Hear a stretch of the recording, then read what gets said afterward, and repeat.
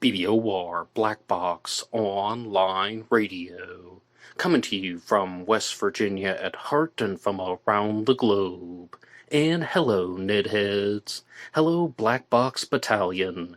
Today is Monday, another Zodiac Monday. Welcome to the show. How's everybody doing? On Mondays, I talk to you guys about the Zodiac Killer, an unidentified serial killer who operated in California in 1968 and 69. And in this episode, I will be joined later in the program by Druzer, also known as Andrew Gray, and we will be talking about some questionable Zodiac Killer theories. But first, I would like to respond to your questions and comments from last week about the Zodiac Killer suspect Donald James Nichol, as well as looking at some clues in the film Shockproof from 1949, which could be Zodiac-related, and discussing some of the newer Zodiac Killer books that will be on the horizon.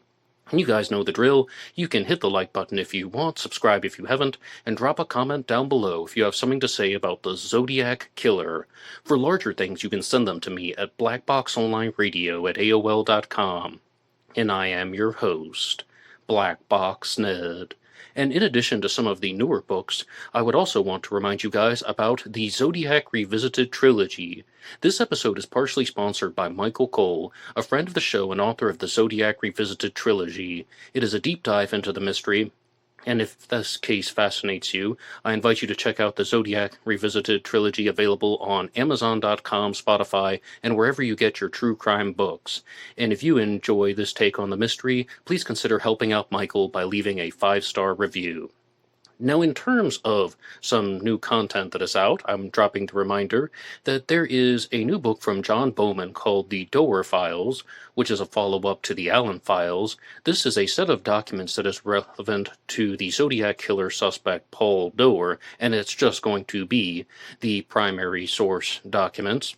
And I also have to give a shout-out to Drew Beeson. He released a new episode of the Zodcast, available on his channel, Drew Beeson, and I thank Drew for mentioning the White Horse Killer Saga.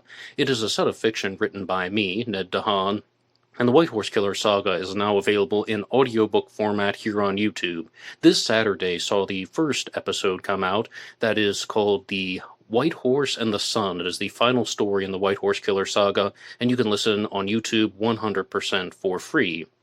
But on the weekends, I often listen to a program called the Cooper Vortex, and it talks about D.B. Cooper, but there's a theory out there that the Zodiac Killer and D.B. Cooper were the same person.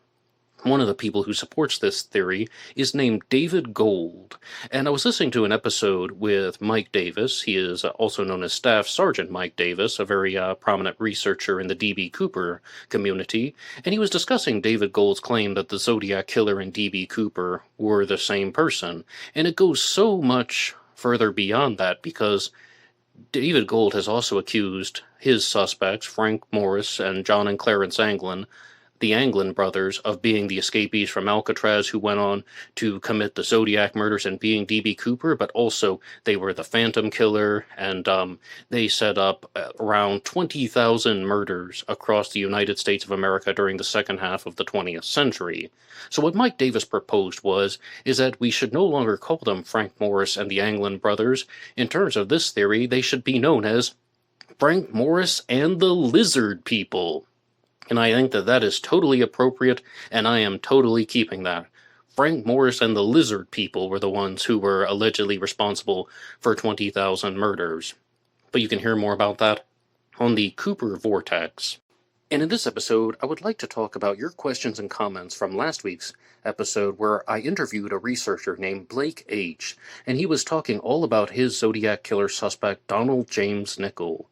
As far as we know, Blake is the first person to discover the connections between Donald Nichol and the Zodiac Killer mystery, and to provide the smallest, most basic introduction, it would be that Donald Nichol was somebody who worked for SFPD as a type of security officer, and he had a second job working at a sewing machine shop. And while he was on duty, he saw 2 teenagers that were parked in a car at a lover's lane. He got into their car under the guise of being a law enforcement officer, and he instructed them to drive to his sewing machine shop, and then he asked them to participate in a very bizarre type of unjustified punishment where he told them to spank each other. And then he told them, don't say anything of the incident. But of course they did, and he was outed in a very bizarre type of scandal. He was known as the Spanking Cop, and this would have happened in the year prior to the Zodiac Killer's Lake Herman Road murders. And one thing that I think really makes a lot of sense about Blake's observations is there is a very clear motive for the Zodiac Killer's crimes. There is a very clear understanding about why somebody would have done this. There is a clear grudge. If we're going to talk about D.B. Cooper and his grudge, we can talk about the Zodiac Killer and his grudge. And this would be that somebody developed animosity toward teenagers and young people who were parked in cars in Lover's Lane settings. Donald Nickel would have been considerably older than the teenagers. He would have been in his late 30s at the time. And he would be thinking that, all right, I was involved with this scandal, which made countless newspapers. He's even walking out of the courthouse, hiding his face. And he's just thinking, the biggest problem that I have had in my life is the result of these teenagers ratting me out. He's going to blame them, not blame himself. Oh no, that's not how criminal deviants work. He blames the victims. And he thinks that the biggest problem that he did with that spanking crime was he let the teenagers live.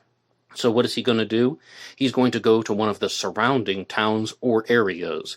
The Lake Herman Road murders, as I understand, were on unincorporated land between Benicia and Vallejo, not really in a town. But that's just it. Go outside of San Francisco. Go to a different place. And when he sees a couple parked in a car at a Lover's Lane, he then decides to murder them. The biggest problem in his life was that he did not let the teenagers live. In his mind, anyway. And then ultimately, he would expand upon this to a point where he is just committing murders under a type of persona. Because he worked in a sewing machine shop, he stole the name Zodiac from a type of sewing machine. And I'm going to be very honest with you guys. I think I would be somewhat heartbroken if it turns out that the Zodiac Killer took his name from a sewing machine. Maybe the word heartbroken isn't perfect. Thinking about something more like downtrodden. Is that really the key to this entire mystery? The Zodiac sewing machine? I mean, the word Zodiac was used on countless different items and countless different brands, but I mean, I would be very, very surprised, but at the same time, this does seem somewhat plausible. And I asked you guys to leave your feedback on the episode and to share what you think about Donald James Nickel as a Zodiac Killer suspect. And our first comment comes to us from Tony C., who says, "Hi Ned, you asked for comments on this episode. Having listened, I think it's definitely worth pursuing, as he makes a few valid points. I had never heard of the Zodiac sewing machine before, and I found that a very interesting fact. Always enjoy your episodes." Hey, Tony, thank you so much.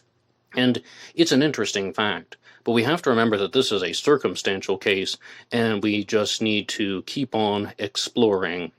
Now, Zodiac Killer was not only a serial killer, he also wrote letters and ciphers and the cryptograms. And we have a comment that comes to us from Swisher Sweet, who says, "Regarding the neatness of the ciphers, if he was not only a salesman and repairman, but could do some sewing with the sewing machines, or some sort of tailoring, like taking up pants perhaps, would he not have one of those cutting tables with shears and a grid on them? And I think that would totally be a reasonable thing to keep in a sewing machine shop. I know exactly what you're talking about, a type of table with a grid, and perhaps he could have modified the lights in a particular way to make that usable. A light table normally has a light coming from underneath, but I think you mean something where the light would be on top, and he would be using a grid to write out the ciphers, because the ciphers are very neatly written. And as far as this suspect goes, though, I think that, we can just look at possibilities, but we are going to need hard evidence. Our next comment comes to us from Matt M., who says, "I think Don Nickel is one of the most impressive persons of interest yet. Good discovery, Blake, and great episode, Ned. Perhaps the first Zodiac murder, Faraday and Betty Lou, was intended to be another sexual kidnap scenario, but something went awry and he had to kill them. As a result, he discovered that killing provided a bigger thrill, hence his remarks in the letter." Well, there are a couple pieces of evidence that would support that. The fact that the victims are found outside of the car as opposed to inside the car. I mean, was he trying to abduct them and take them to a different location?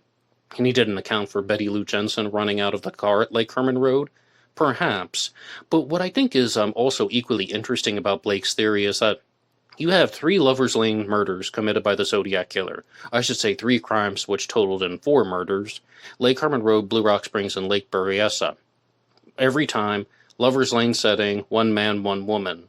And he says that perhaps Donald Nickel did not want to commit a Lover's Lane murder in San Francisco because he worked for SFPD in the past. He had a connection to San Francisco, and if he were to commit a type of Lover's Lane style murder, or just murder 2 young people, 1 man, 1 woman, to murder a couple, that might make it too obvious. So that's why Paul Stine was killed.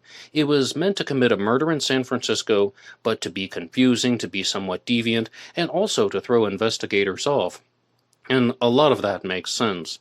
I mean, and that's one of the real reasons why I think this is something that is worthy of consideration, because Blake's narrative makes sense. But as somebody also said, this goes into the category of other circumstantial cases. Time theory says, the name on the sewing machine model is interesting, but it can't really compete with the probability that he got the name from the watch. You have the Zodiac name with the symbol together on a very popular watch at the time. Also, this guest gets a point in my book just for the fact that he hasn't read any of the other Zodiac Killer books. Well, we're definitely going to talk about those in a second, but to the first part, I mean, it's hard to dismiss the Zodiac watch that has the symbol and the name together. Absolutely, the symbol could have been used from the watch, and I'll say something about that in a second when we discuss the Zodiac Killer books. But there is one more comment that I would like to discuss, and that is from Mr. Bonkers, who says, 25 years after the Zodiac Killer wrote the Exorcist letter, this guy wipes out in Willows? This guy is reaching. And what this refers to is that this is actually some backwards information. Yes, the Zodiac Killer wrote a letter in 1974 called the Exorcist letter, which says, he plunged himself into the billowy wave and an echo arose from the suicide's grave, Titwillow, Titwillow, Titwillow. And it's not 25 years after the Exorcist letter. Donald Nickel had an incident with Willows before the Exorcist letter. This would have been 25 years before, when I believe he was 17 years old. And in that incident, he was involved in a plane crash where the plane crashed into the Grove of Willows. And in that scenario, I think Blake was totally aware that he might be speculating too much at that point, or at the very least, he's just saying, okay, here's a reasonable possibility. I mean, I'm not saying it's certifiable, it's not a scientific fact that that's what the Zodiac was thinking when he wrote the Exorcist letter, but it was an interesting connection that he noticed that this guy had survived a plane crash where he landed in a grove of willows, and the Zodiac says, suicide's grave, Titwillow, Titwillow, Titwillow. And there also is something to note, that when the Zodiac wrote the Exorcist letter, the word grave almost appears altered to look like the word grove. It could be just a sloppy A, but it does look like the word grove. But I think Blake is fully aware that that's not a certifiable fact, and that's not even the heart and soul of his theory. And, you know, Blake can respond the way he wants, but I think that this is a fair way of putting it. The heart and soul of his theory would be that this guy was humiliated in a public scandal that involved Lover's Lane incidents, so what he did was he wanted to retaliate against teenagers and or young people, perhaps in their early 20s as well. Again, Donald Nickel would have been in his late 30s, and he developed a grudge against them because he blamed them for ruining his reputation, thus creating the Zodiac Killer persona. But let me know what you think about the suspect, Donald James Nickel. You can put your ideas in the comment section down below, and I would love to read them. And I told you guys that we were going to talk about Zodiac Killer books, because I love talking about Zodiac Killer books here on Zodiac Monday. And there's a new book out from Gerald Gregory Doan called Flirting with the Executioner. It is a follow-up to his book, One Night in October. And longtime listeners of Black Box Online Radio will remember that about 6 months ago, I made the claim that the best true crime book that I have read in the last 12 months was One Night in October by Gerald Gregory Doan. 6 months later, nothing has changed. That is still the best true crime book that I've read in the last 12 months. Zodiac-related and true crime-related, period. What One Night in October does is that it takes the information from the Zodiac Killer mystery and it organizes it. He organized it. Gerald Gregory Doan organizes the information, and he organizes all the evidence, and then he makes interpretations of the evidence. Wow, what an idea. Organize everything and then evaluate it. Yes, best true crime book that I've read in the last 12 months. So, of course, I was very eager to see the release of his second book, which is called Flirting with the Executioner, which is a reference again to the Mikado and Coco, the Lord High Executioner. I've had the opportunity to correspond with Gerald Gregory Doan, and I've talked to him about coming on Black Box Online Radio to discuss his Zodiac Killer findings. And for now, he says he's open to it in the future, but for now he also wanted to convey to me that his first book was not a suspect book. He's just talking about the information. In this book, Flirting with the Executioner, he's going to get much deeper into exploring a Zodiac Killer suspect named Shel Cavale, one who was popularized by Mike Rodelli and the book In the Shadow of Mount Diablo. Now, Flirting with the Executioner is a book that's going to start out with the early sections that aren't suspect-related. And as I was reading through it, I found that it was somewhat repetitive, and the information from One Night in October had been copied for the early sections of Flirting with the Executioner, but they are very valuable sections all the same. I think I even said during my book discussion that it was like chapter 39 or something when One Night in October really came into its own, and those sections were used as an introductory type of material. So the early sections of the book do not deal with a suspect, and Gerald Gregory Doan does share some of his own observations about the case, and he presents the Zodiac Killer as a single killer who is very familiar with Northern California. He presents the Zodiac as somebody who seemed to talk a lot about a strange belief system, and one thing that I was extremely critical of him for in the past was that he seemed to act like the Zodiac Killer was some type of genuine believer in this belief system that he put out, which is talking all about how he wants to commit murders so that he can have slaves in the afterlife, slaves in paradise, and that's the motivation for the Zodiac crimes. And I think that in the past I thought he was saying that at face value, just, okay, this is what the guy admitted to. But in the book Flirting with the Executioner, he states very clearly that that is just a distraction to avoid people from identifying the Zodiac. The Zodiac did something where he wanted to anonymously confess to all of the crimes. He wanted to tell people that he committed crimes. The Zodiac wrote letters, he made phone calls, the ciphers, the corridor at Lake Berryessa. He made a deliberate effort to try and show that he was responsible for these crimes without giving his name. And this whole thing in the 408 cipher, as well as the 340, and countless other letters where he's talking about how he wants to have slaves in the afterlife, Gerald Gregory Doan does agree that that is just a distraction to keep people away from the Zodiac's true identity and legal name. So much praise in that direction. But I find that the books that I enjoy the most are the ones where I can agree with like 80% of it, and then 20% I will have certain types of disagreements. Now, one thing, though, that would be a point of contention is he also talks about the greeting cards that the Zodiac wrote. We've mentioned the letters and the ciphers, but the Zodiac also made diagrams of bombs, as well as greeting cards, such as the Halloween card, the dragon card, the dripping pen card, maybe the peek through the pines card. But in regards to the Halloween card, the Zodiac is leaving behind some signatures to indicate that he did indeed write that. And one thing that Gerald Gregory Doan says is that the Wheel of Death was included on this one, on the back of the card, and it says, by rope, by knife, by gun, by fire. And that was meant to show that this was coming from the real Zodiac Killer, not a hoax or not a copycat. It's a way of cementing the Zodiac's identity on this particular card. And I think that that's about, again, a 20% acceptance point, because there is something that is so much more valuable than the Wheel of Death. And how about the Zodiac symbol and the letter Z at the bottom? You have what's called the Flying V, the Zodiac symbol, and the letter Z at the bottom of the Halloween card. That is what I think is truly the signature. because everything involving the Wheel of Death is going to be some type of indirect admission or indirect connection. Yes, the Zodiac committed crimes by rope, by knife, and by gun. And by rope, I mean Lake Berryessa, where the victims were tied. And if you accept the Kathleen Johns incident as genuine Zodiac activity, which Gerald Gregory Doan does from reading One Night in October, then that would be a crime that committed by fire, where the Zodiac set fire to the car of Kathleen Johns, allegedly. Oh, yeah, and also, how about the car door at Lake Berryessa, where the Zodiac wrote by knife?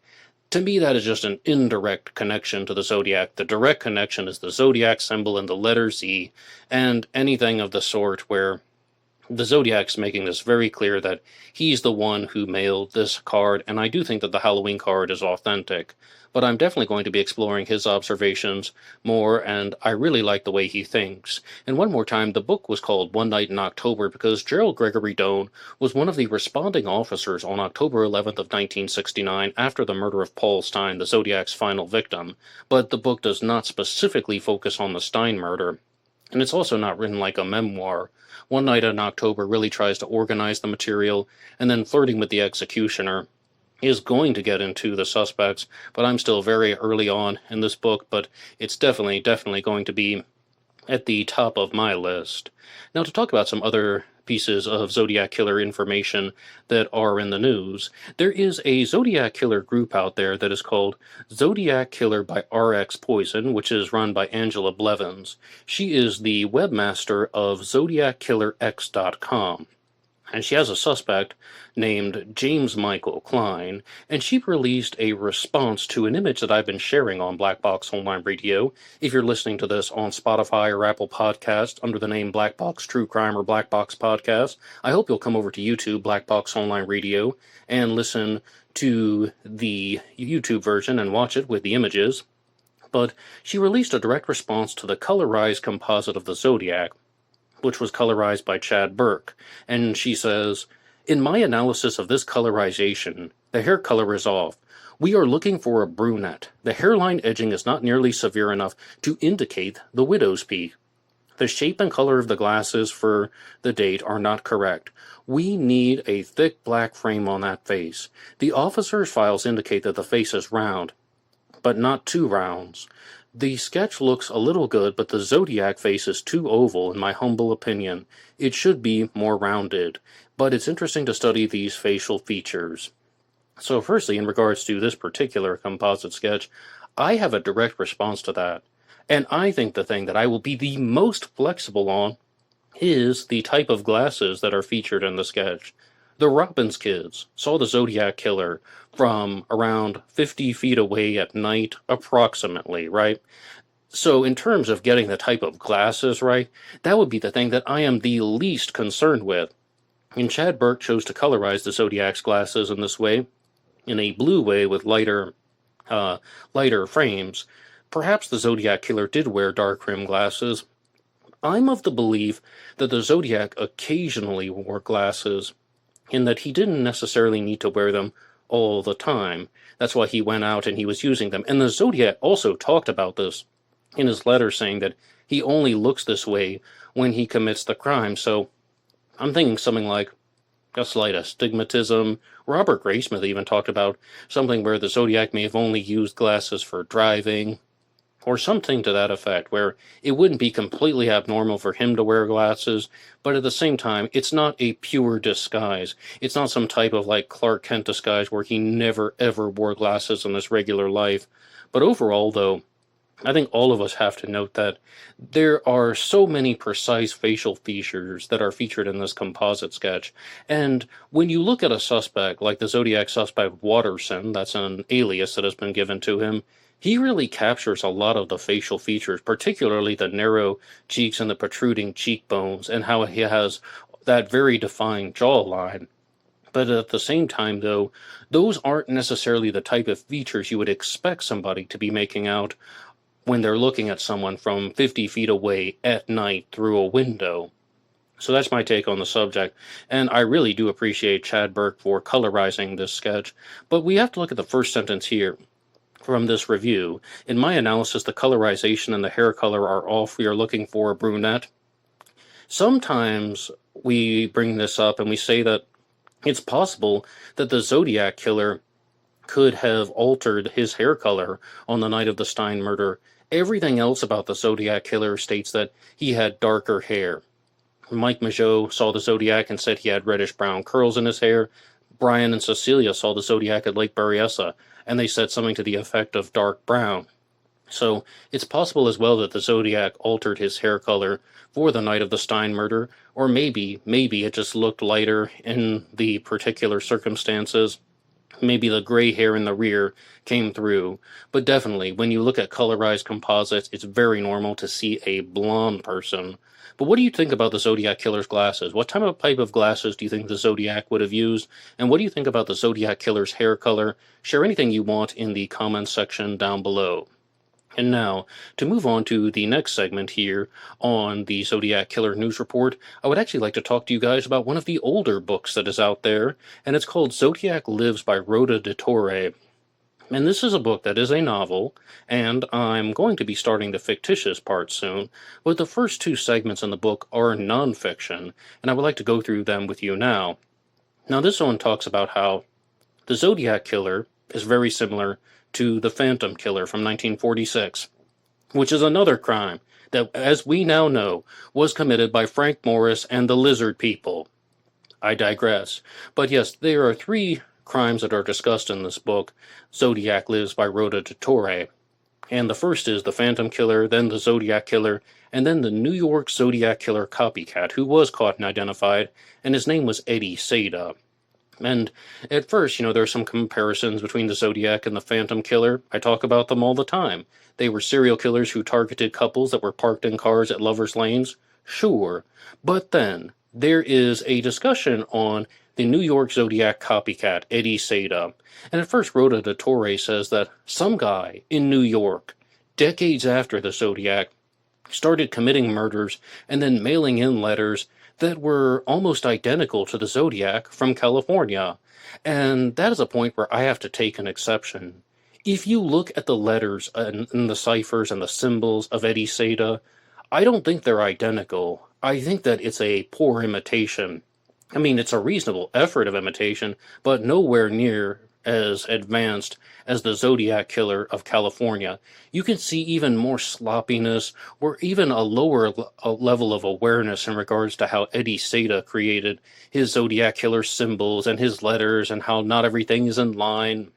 And sometimes the penmanship on his Zodiac symbol can be spot on, but again, he's trying to imitate the work of someone who was more advanced than him. But Rhoda Torre also points out something that I think is very, very important, and this is relevant to how the Zodiac Killer would have committed crimes by gun and then by knife. First, Rhoda Torre states that the Zodiac Killer committed crimes in an alternating way. He alternates between the gun and the knife, and this might sound petty, but I don't think that that's an appropriate term to use for the Zodiac. I don't think that he alternated between the gun and the knife. He only committed one crime by knife, and that was Lake Berryessa. To the best of our knowledge, in the confirmed Zodiac crimes, he committed one crime by knife. That's not alternating, in my opinion. It's that he deviated from using the gun in all of the crimes. But also we have a Zodiac Killer copycat named Eddie Seda, and he deviated from his plans as well. He committed his crimes primarily by gun. But here's a difference, and that is that when Eddie Seda committed a crime by knife, he shot a female victim twice, and then he stabbed her over 100 times. And this is something that I think is just very, very telling in regards to the possibility of the Zodiac committing the Snoozy and Furlong murders. Because the Snoozy and Furlong murders, the murders of Kathy Snoozy and Deborah Furlong, were incidents where one victim was stabbed 100 times and another victim was stabbed 200 times. And I've always said that I didn't think that the Zodiac committed that crime because of the amount of overkill. But, I mean, I'll even admit it, I can start rethinking it for the following reason. At Lake Berryessa, the Zodiac Killer had Cecilia Shepard and Brian Hartnell tied up. They were defenseless, and he didn't do any of that type of overkill stabbing. So, I was like, well, this just seems like a different type of psychological issue that's going on with the killer. But Then, when I read this story of Eddie Seda stabbing the victim over 100 times, and her name was Patricia Fonte, August 10th, 1992, rest in peace to her, then that showed me that it is totally possible for a serial killer to deviate from committing crimes by gun to stabbing the victims over 100 times. And what I think the psychological mechanism is that just because he's committing the crimes by knife and by gun does not mean that he has any type of timid nature around stabbing the victims. It doesn't mean that he is going to be somewhat cowardly in regards to stabbing the victims. I mean, Eddie Seda committed his crimes, again, primarily by shooting victims in the buttocks area and in the lower back, such as in the murder of Joe Proce. He shot him in the lower back, other victims were shot in the buttocks, and Eddie Seda's own sister was shot by him in the buttocks as well, and that's how he was caught, because she called the police on him and they looked into him, and he ultimately ended up making confessions. But he is someone who seems like he doesn't want to get up close and personal, except for the fact that he ultimately stabbed a woman over 100 times. So I'm totally willing to rethink the Snoozy and Furlong murders in regards to the Zodiac. Now, why didn't he do something like that at Lake Berryessa? Why didn't the Zodiac Killer stab Brian and Cecilia 100 times at Lake Berryessa? Practicality, convenience, smarts, and just being aware of absolutely everything that's going on. This is the stuff that I've been talking about recently in regards to Dr. Gary Brucato and Dr. Ann Burgess, books like The New Evil, where they're saying that the Zodiac Killer may have put an enormous amount of planning into his exit strategies, and that is one thing that he wanted to do at Lake Berryessa: commit the crime and get out. That one wouldn't even be about emotional rage. That one would be about committing a crime, and as Gerald Gregory Doan said, confessing to it and admitting to it in an anonymous way. That's about spreading the image of the Zodiac, not necessarily dealing with any type of absolutely uncontrollable emotional issue.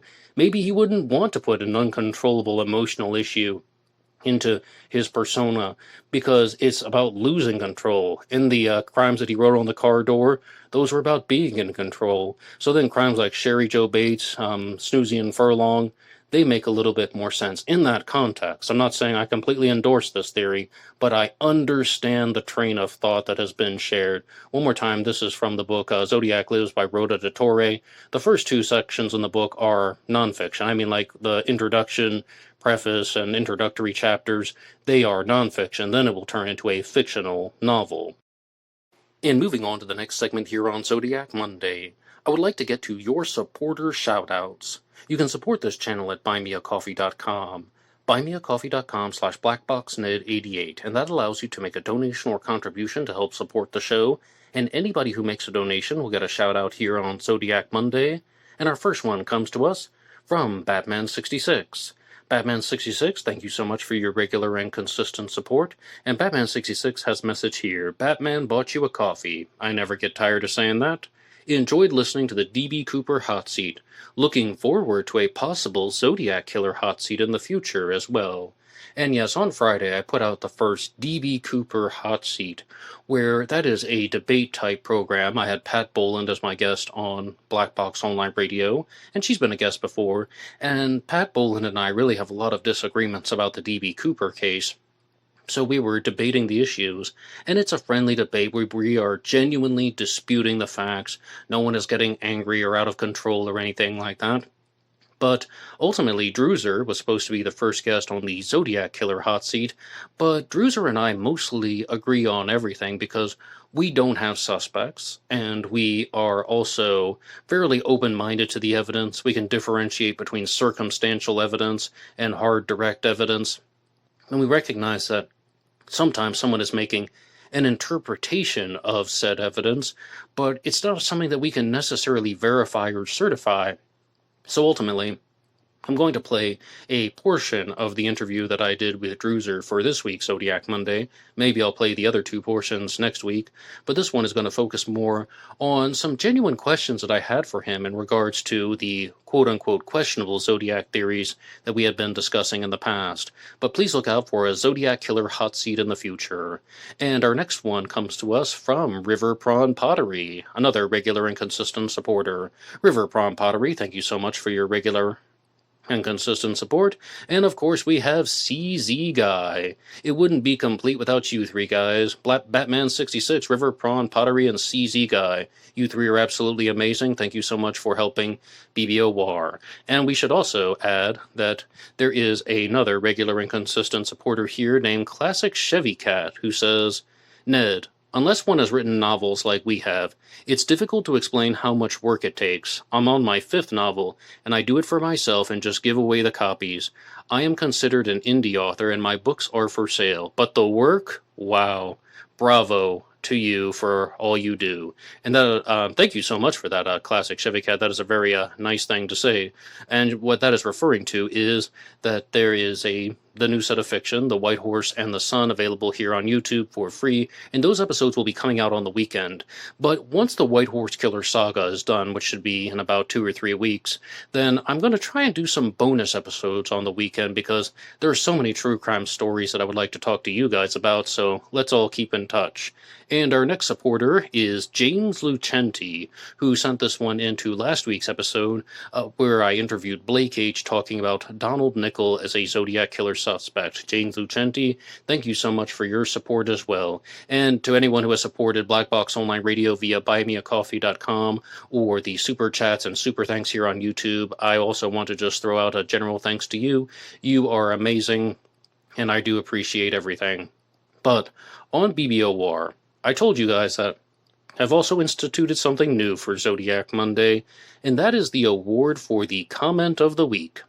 The Comment of the Week goes to a listener who just happens to say anything that particularly gets my attention. And this week, the award for the Comment of the Week goes to Miss Vanarak, who says, I think the Zodiac was someone connected to film and entertainment, hence being able to make the Lake Berryessa get up. And when something big and newsworthy happens, the papers used to issue an extra edition. The same word is used for bit parts in films. I recently watched the film from 1949 called Shockproof, and it's got the lot. Opening credits against a grain background, and the poetry is read in the film. The desk poem like Sherry Joe Bates.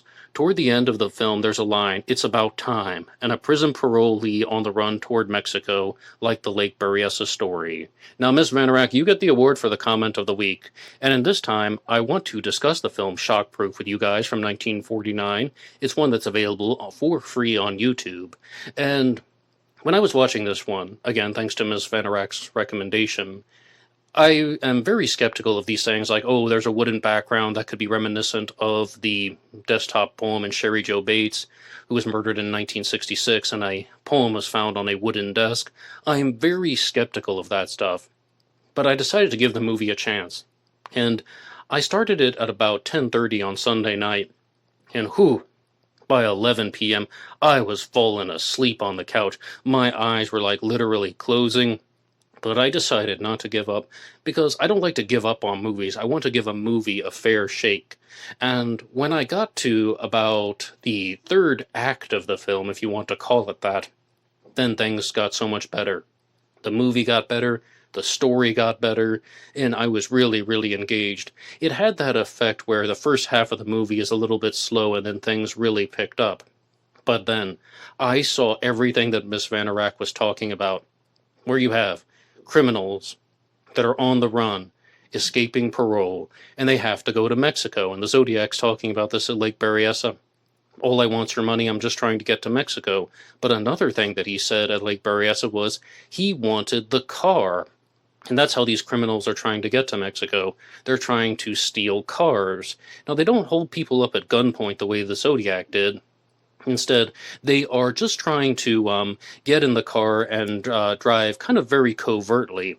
But then, the absolute The absolute biggest moment in the film is when they're on the run and they can't get their story straight. One of the people thinks that they're supposed to say that they're from Montana, another one thinks they're supposed to say that they're from Colorado, and the Zodiac Killer did all of this. This is the one that stood out to me the most, because it's not exactly that the Zodiac consciously did this, it's that when Brian Hartnell was telling the story of the Zodiac at Lake Berryessa, he couldn't remember if it was Montana or Colorado. Oh, well, he said that he was from some prison with a double name, maybe Montana, maybe Colorado.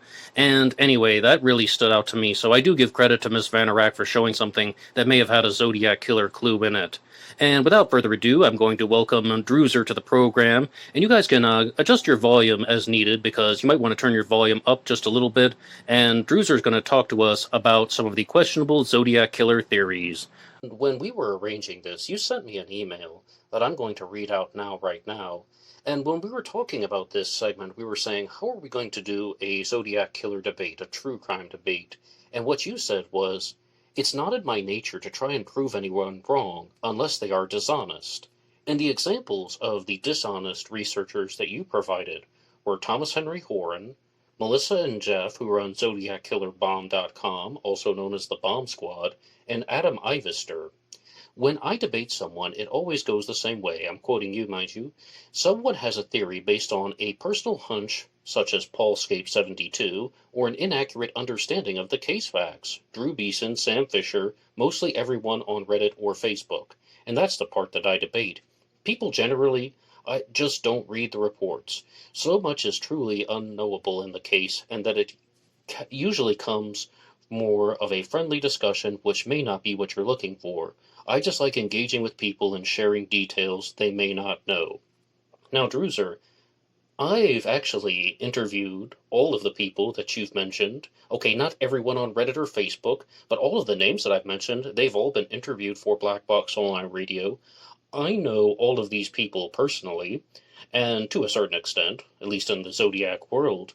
Would you like to talk about some of these disagreements that you have with particular researchers? Sure. I mean, I don't. I like a lot of those people. I really like Sam. And like he's an honest guy. His reading of the reports, he looks for a way to make his suspect much younger than the reports suggest. All right, though, but let's kind of go through. That's fine. You know, you can't prove how old Zodiac was. You can't prove that he was in the Bay Area. That he was residing in the Bay Area.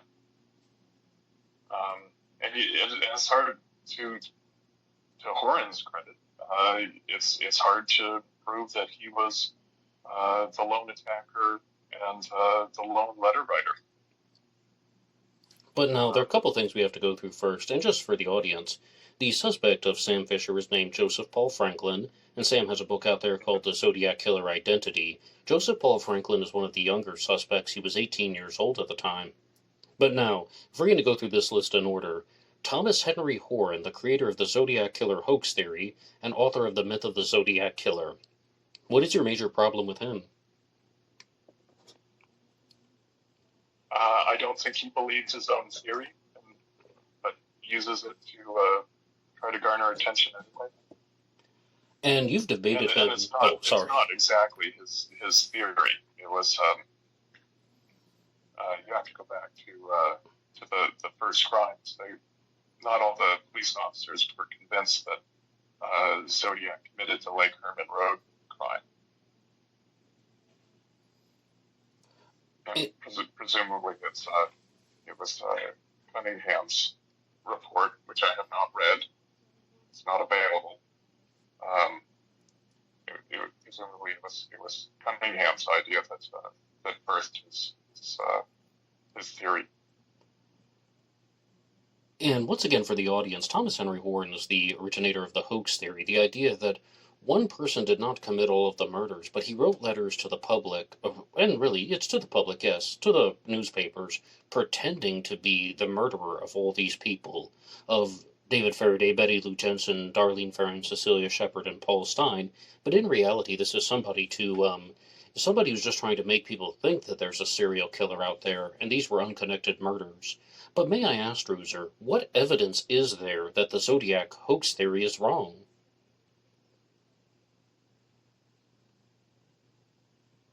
Geez, that's a big one. It's like all of these theories. You have to make assumptions. They're all built like a house of cards. If you could prove that the letter writer was the killer and that there was only one letter writer, then obviously it's false. How can you prove that he was the same letter writer? He was providing details that were only in police reports, but there's a big caveat there because information can get leaked. And to support that, you go to Cunningham, who was confronted by two guys in prison who claim that they were involved in those murders. Now, did they do that so that they could avoid the death penalty? Yes, I believe they did, but we can't prove it. And they must have had some information that was not in the newspapers that they used as leverage. Now, it seems that they provided that they knew what the victims were wearing.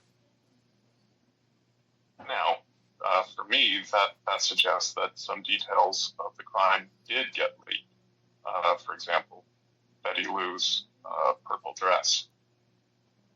Does that mean that they were involved and that Zodiac didn't do it? I don't think so. But it's not something that you concretely say isn't true. And obviously, Horan was building off of the fact that we don't have validation through prints or DNA or ballistics that it was all the same person. Different weapons at every crime. We can't match the prints from the crime scene to the letters, although hopefully someday we will. So there's lots for him to build on there. But I don't think it is reasonable to suggest that there was more than one writer, as Horan does, because they are all done on the same materials. And that was not publicly released, and probably wouldn't be something that would be in the rumor mill either. All right, so how would you respond to my challenges to the hoax theory, and let me know where I'm wrong? And all of this stuff is or criticisms that I've heard other people say that I think follow, though, a very, very simple sequence. And that is, firstly, a statement from Mark Hewitt that this is an unsolved case. If we had fingerprints from the killer at every single crime scene and we knew exactly who the killer's fingerprints were, or we knew what the killer's fingerprints were like, it would be much easier to identify the killer. In all seriousness, the Zodiac didn't leave behind a lot of evidence, not even DNA, really. And you mentioned about the ballistics. He used a different gun at every single crime scene. This means that perhaps, we could be dealing with just a methodical serial killer who, if there isn't evidence that has been left behind, how does that suggest multiple killers versus a single killer? The second statement comes to us from Michael Butterfield, who said that what Thomas Henry Horan is doing is he's taking the different roles in the Zodiac Killer mystery and just attributing each role to a different person. Okay, so there were different killers. That's 1, 2, 3, 4 people. Then we have the letter writers. And then, okay, well, somebody wrote the first 3 letters. Now he's down to the first 2 letters. Then somebody wrote the ciphers. A different person wrote the ciphers. So now we have like 6 or 7 people. Then a different letter writer took over, after November of '69. So then that's 7 people. And it just goes on and on and on. More than a dozen people would have been involved with the hoax theory. And third comes to us from David Oranchak as just a little statement that he wrote out on a forum, and that is that anytime the hoax theory is faced with contradictory evidence, then it gets reincorporated into the theory. Like, say, for example, like once something is newly obtained, oh, well, that's because this person was able to do it for this reason. It's almost something that is difficult to disprove because it's a negative, not a positive. The hoax theory is the claim that there was no single Zodiac killer. And it's the only way to really do that is to identify a single Zodiac, much as you stated. So what the exact word that David Oranchak used to describe the hoax theory is that it's a self-delusion, because once the contradictory evidence has been provided, it's then just kind of reworked in a different narrative. So I've really found that those criticisms are the strongest. And what is the conclusion and the byproduct? This all could be explained by a single killer. We don't need 13 people to have committed the crimes and write the letters and the ciphers. One person could have done it all and just didn't get caught. What do you think?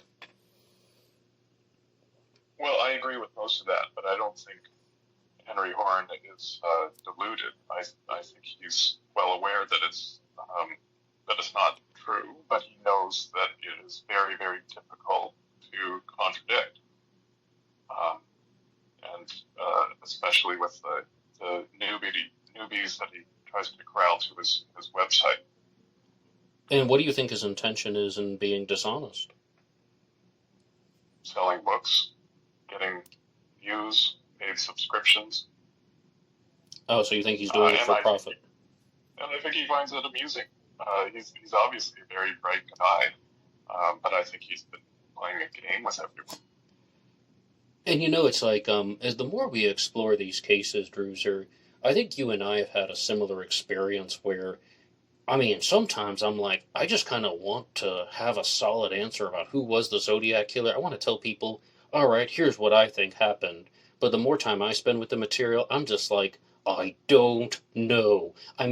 Hey, who's your top suspect? Nobody. I don't have one. I'm not being difficult. I'm not waiting to write a book about my suspect. I literally do not know. And I think maybe some people just don't want to accept that we don't know who the Zodiac is. So what they do is kind of everything that you just said about the subscriptions and so on. But it's definitely not satisfying. I don't know what your experience has been like. I don't feel good about that, not being able to answer anyone's questions all these years that both you and I have spent on the case, and I can't tell you the important questions. Who was the Zodiac? Which letters did he write? Which murders did he commit? What was he thinking when he did it? I don't know. What's your experience been like? My experience has been humbling. Yeah. I don't know. I don't have a profile. I can't answer questions like, was he politically right or left? Did he kill before and after his Zodiac business? Rich or poor? I have the impression that he didn't live in the Vallejo area or the Napa area, but he may have lived in San Francisco, but he can't prove anything. So it sounds like maybe you're thinking about a Zodiac that would have put some distance between himself and the crimes. The whole concept of you don't shit in your backyard. So what he's trying to do is... Yeah, go ahead. He was very confident. He didn't seem nervous at all. He'd leave victims a lot. He didn't care that he was witnessed. Like he came forward with his letters, knowing that Mike Peugeot had survived. Now, do you agree or disagree with somebody like Jared Kobeck, who said that the murders were just the essential spark? They were the essential spark to create the Zodiac persona. And as you just brought up, Mike Peugeot survived. Brian Hartnell survives. And the Zodiac really isn't putting in a lot of effort to make sure that the victims are dead, when he absolutely could have. I don't know what you think about this.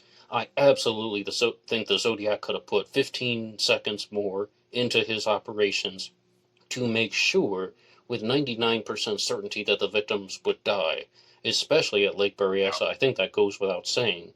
It's almost as if, he's putting in effort, but not a whole lot of effort. What do you think? I sort of defer to my brother's opinion on it. And that's that he just statistically liked putting holes in people. Yeah, He knew that he had no connection to the victims or the area, and so there's no reason he would be investigated. And the police would say things like that to the press. Now, this is before Zodiac started writing letters that say, we have no idea. It has all the markings of an unmotivated crime, which you and I know doesn't exist. But nevertheless, they're giving them the blueprint. If you have no connection, we have nothing to investigate. I think that was encouraging to him. I think he was trying to kill people. Like, I think he was trying to kill Brian and Cecilia, but he didn't ensure that they did. And according absolutely. to Brian, as soon as he walked away, he and Cecilia started talking. Michaud was probably still crying out when he drove away. So I don't think he lived nearby and would be on the suspect list. And I don't think that actually killing people was of the utmost importance to him until it became embarrassing, like leaving a surviving victim at 2 consecutive crimes. So I think when he shot Paul Stein, he made sure the guy was dead. I mostly agree with that too, because it's like he really does seem like he wants to kill. I'm not one of the believers like he wanted to leave surviving witnesses so they could tell the story, especially, we see this at Lake Berryessa all the time, so that they would tell the story of the costume. I don't think there's any way that they could have foreseen that they were going to live, that the Zodiac could have foreseen that they were going to live, that anybody involved there was expecting the victims to survive and tell the story of the costume. I mean, it's just too risky. Look, hey, here's one thing, Druzer. I mean, you might actually agree with this, that if the Zodiac wanted to leave Brian and Cecilia alive, at least, even for 2 days to tell the story of the costume, why wouldn't he stab them in less fatal ways, less ways that had a lower probability of death? I mean, we're talking about very superficial lacerations as opposed to what he did to them, which was, stabbing Brian 6 times and Cecilia 10 times. And I just don't think that he had the ability to know that they were going to live that long. No, it was a miracle that Brian survived. That's right. By a millimeter, right? Literally by a millimeter, right? Absolutely, yeah.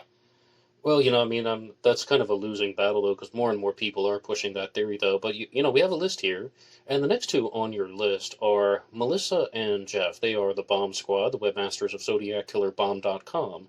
Their Zodiac Killer suspect is named Loringdale Hill, Jeff's grandfather. And you put them in the category of dishonest. And why did you do that? Because on their website they say that their suspect moved to Texas in 72 instead of 71. I thought it was 1970. Actually, no, it was he moved to Texas in December of 1970. Yes, December of 1970. On their website they say he moved to Texas in December of 71. And I pointed that out to them like a year ago. And then I pointed it out to them again a few weeks ago, and it's still there. So that's dishonest to me.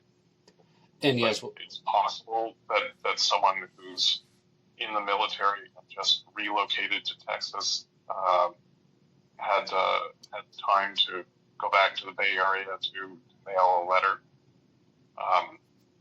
But it's not probable, and they know that, and they haven't updated the website. And that's why I sort of decided I didn't want to talk about their suspect anymore. I don't dispute anything that you said. It's like, I've read the article myself that Loringdale Hill moved from California to Texas in December of 1970. I mean, Like, I mean, that's what I recall. That's what you did mean that, right? He leaves California in December of 70, right? Correct. And then we have the two letters that come in 1971, most notably and definitely the March 13th Pleasanton letter. But we also have the Pines card that comes in 1971. And I do believe that the Pines card is authentic. I mean, some people are calling it an unauthentic communication, but if I had to make a determination right now, I would say that that's authentic. The only leeway that I give them is it is physically possible, to get on a plane from Texas and go to the Bay Area 3 months after you moved there. I mean, who knows what reason he would do that? Probably not just to mail the letter. And they brought up the explanation that he could have been there for some type of military training exercise. I have no way of confirming that. But I don't believe that their suspect has been 100% eliminated. What do you think? I don't think any suspect has been completely eliminated, except maybe Richard Hoffman. Well, Richard Hoffman has been that's 99% eliminated in my book. Yeah, he's one of the few people that we know where he was specific minute of Zodiac activity. But this is the difference between Sam Fisher's approach and Melissa and Jess. Sam is well aware of all of the problems with his theory, and he deals with them honestly, and it's true.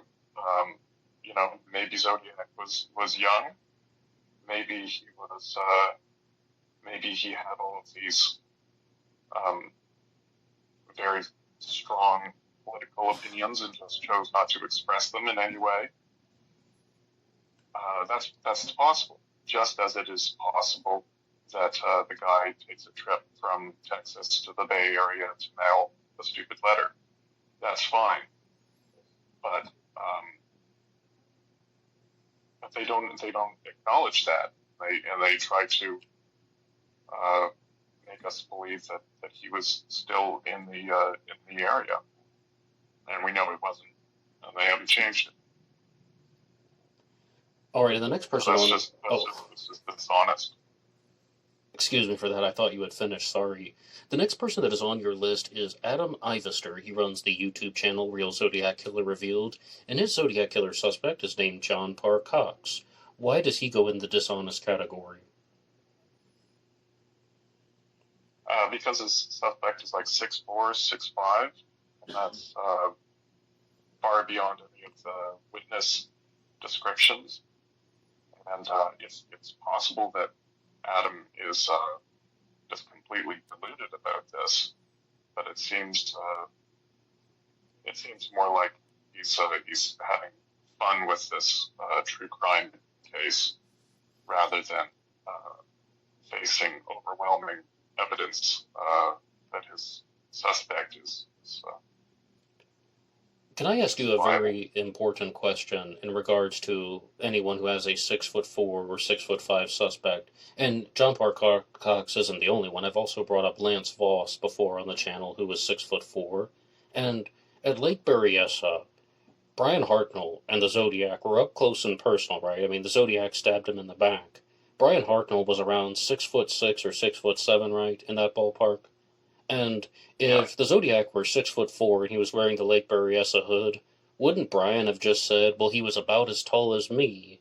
Wouldn't he have said something like that if he were 6'4" and wearing the hood? I don't think he would have described him as short, which he did.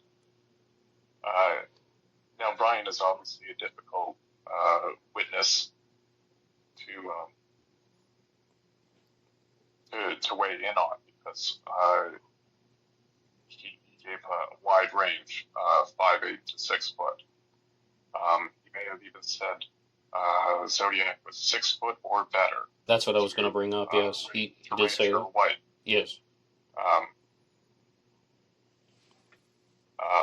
And they're on a hill, and Brian may not have stood up at any point during the exchange. Maybe he did. I'm not sure that he did, though. They were never on level ground. It would obviously not be the most pressing thing on Brian's mind during the exchange. How tall is the guy? so it's hard to know what to make of it, and we only have a handful of other descriptions to base it around. But what do you respond to the recent videos? How do you respond to the recent videos that Adam has been putting out about how the Zodiac Killer left a shoe print at Lake Berryessa that was actually from a size 17 shoe, not a 10.5 like it's been commonly accepted? Once again, I'm citing Real Zodiac Killer Reveal. And I can't watch Adam's videos. I've heard him interviewed on DVR, and I felt like I gleaned everything I needed to know in those interviews.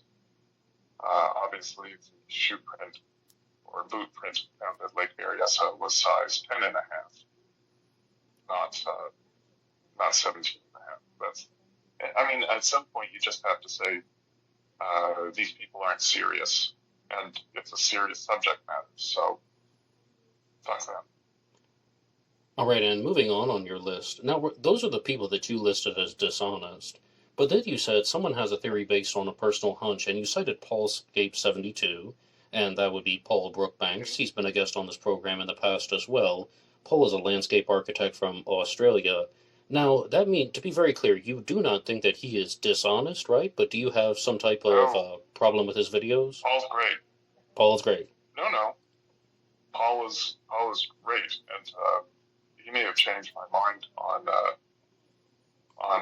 Zodiac's experience with drafting, which is something that I've been bucking against since the beginning. But yeah, he makes a lot of really, really good points, and he's so thorough. Like his videos Absolutely. are really in depth. I don't think that he's correct. Like his actual suspect is Ron Allen. Is that correct? For legal reasons, no.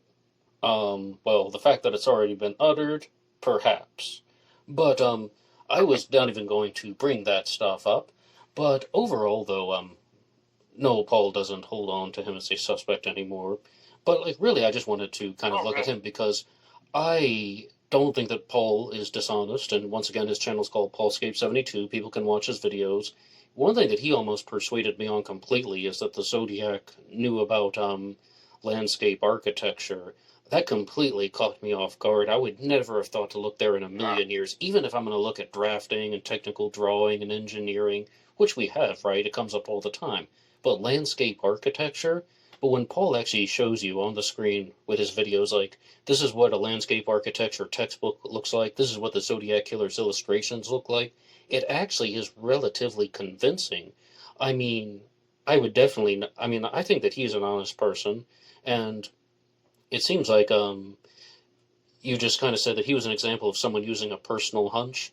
All right, I mean, yes. I don't think there's anything bad about that, though, because, we don't really know, right? So if you have a personal hunch, why not explore it?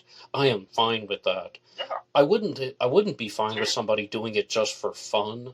Like how you said a few minutes ago, if somebody is doing this purely for their own entertainment, then I don't really think that that's an appropriate thing to do. If you don't believe your claims, I don't really want to hear them. No. It's loathsome. And I think that of Adam, I think that of Melissa and Jeff, which is unfortunate. I wish I didn't feel that way. I feel that about Horan. I only brought up Paul because I think his theory comes from his personal experience, and there's nothing wrong with that.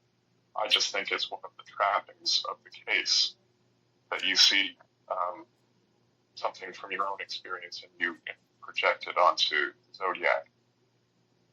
I don't think anyone named his last name Allen is the Zodiac, so I put that out there. I don't know that Zodiac was a landscape architect, but those observations were really compelling, and I now think that Zodiac did have some. I think it's clear that he exhibited some knowledge of drafting and blueprinting. It doesn't mean that was his profession. I think it would be it's Absolutely. hard Like, for you me can to study imagine something that without being, like, a Zodiac had. professional.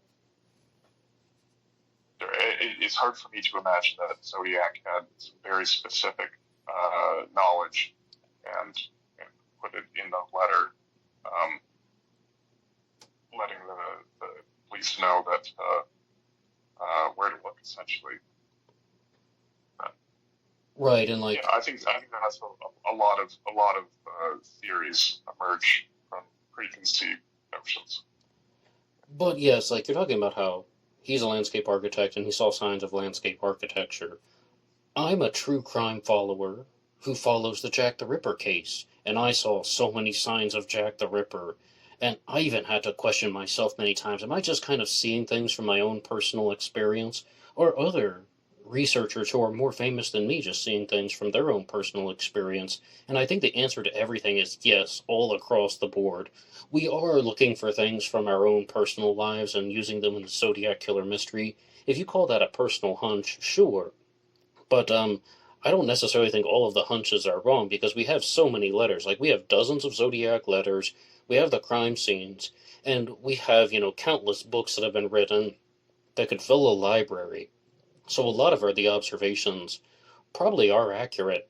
I mean, the Zodiac can have knowledge of technical drawing and read a couple books or magazine articles related to Jack the Ripper, probably just magazine articles in 1968.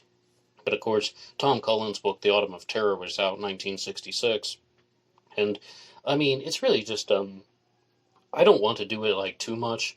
But I think, though, like, this really is something, though, that I would not bring somebody on Black Box Online Radio if they didn't completely believe their theory and if they actually were just doing it for like amusement. Oh yeah, here's a wild idea. I just want to see how people respond to this, or I just want to see, what people are going to say if I accuse so and so of being the Zodiac. I wouldn't bring them on.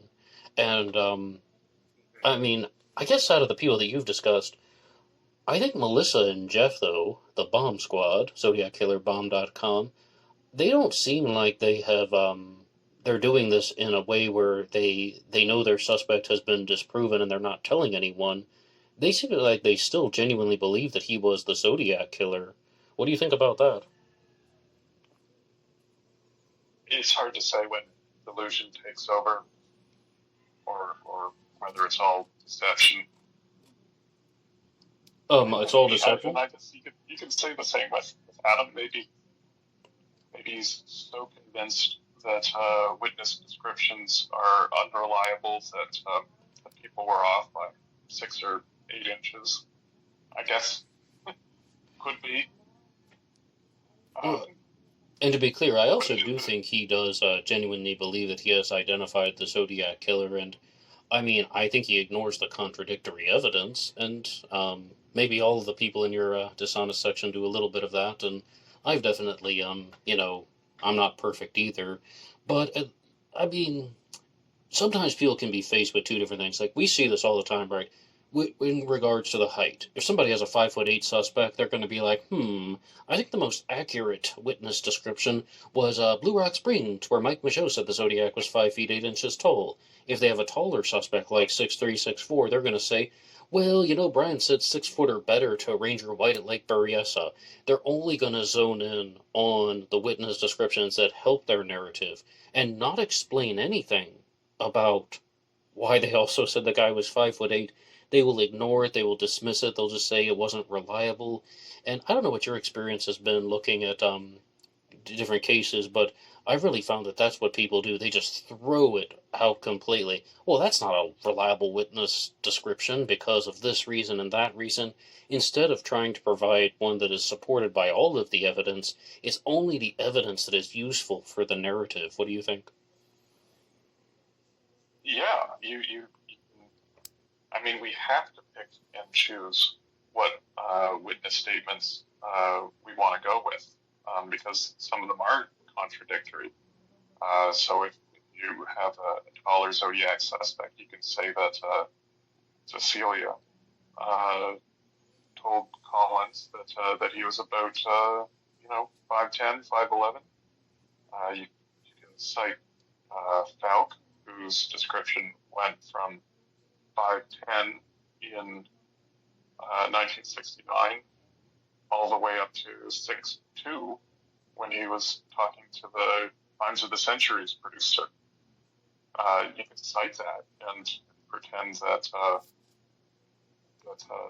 Falk is a reliable witness, or that Cecilia would have a perfect recollection of how tall he was. But we know that we can't prove it either way. So what statements compel you? So then what it comes down to. What do you make of what I did in the past was where I tried to look at all the statements and I tried to recognize what's the explanation for this. And if you listen to the older Black Box Online Radio episodes, you'll hear me saying that I thought the Zodiac was 5 feet 10.5 inches tall for all of that reasons. That's why Michaud thought he was 5'8". That's why Cecilia said 6 feet tall. I don't care what Officer Falk thought at this point. I really don't. I think that he is just somebody who is providing far out and unreliable statements, and I'm not even too concerned with his thought process because I can't comprehend it. But I was like, if we actually tried to estimate the Zodiac's height, I said 5 feet 10.5 inches tall. Why is that wrong?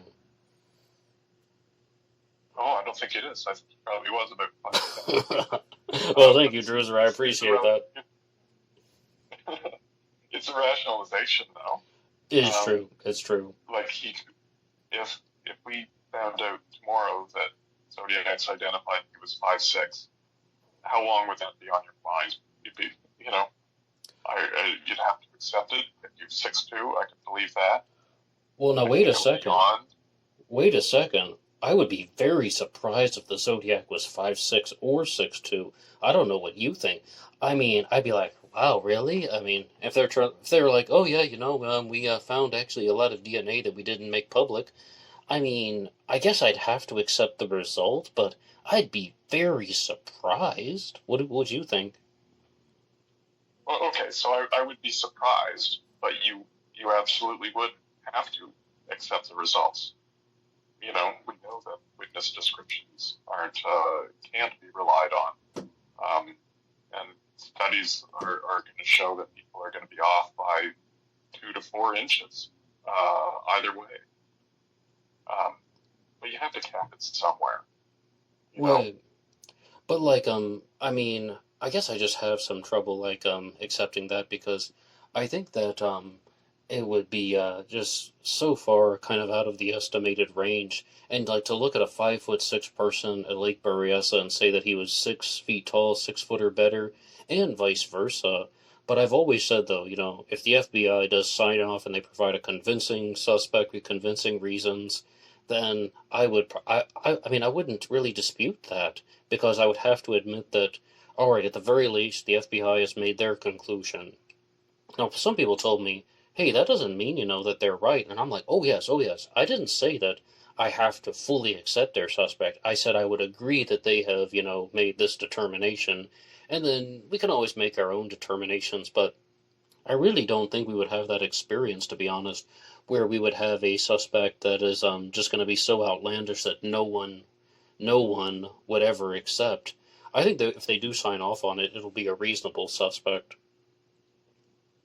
Well, we're just going to continue to spin our wheels because we don't have enough data to have an informed opinion. Like, if we found out that for sure Zodiac is 5'6", then our minds would go to Michaud describing 5'8". Okay, only off by 2. The Robbins kids said 5'8" or 5'9". And I would like to thank Druzer for appearing on Black Box Online Radio Zodiac Monday, and we will be back with you next week. Until then, goodbye.